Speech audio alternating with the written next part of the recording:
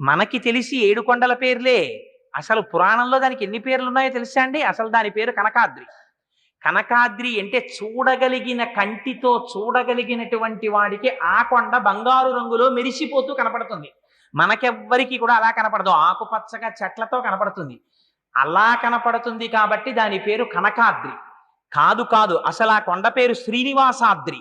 శ్రీనివాసుడిగా స్వామి ఉన్నాడు అక్కడ. అక్కడ ఉన్న స్వామి ఫలితం ఇచ్చేటటువంటి వాడిగా వెంకటేశ్వరుడు, కానీ ఆయన పేరు శ్రీనివాసుడు. కానీ పక్కన మాత్రం అమ్మవారు ఉండదు. అది విచిత్రం. ఏకబేరమూర్తి అయి ఉంటారంటే పరబ్రహ్మమై శక్తియుతుడై ఉంటాడు. పక్కన అమ్మవారు ఉండక్కర్లేదు ఆయనకి. అమ్మ ఆయనతో కలిసే ఉంటుంది, లేకపోతే ఇంత పాపం ఎలా తీస్తున్నాడు? అందుకని ఏకబేరమూర్తి అయి ఉంటారు. అటువంటి స్వామి దర్శనానికి మీరు 7 కొండలుగా ఎక్కుతారు. ఏమిటవి? మొట్టమొదట ఎక్కవలసినటువంటి కొండ గరుడాద్రిని కూడా మీరు అధిరోహించిన తరువాత రావలసిన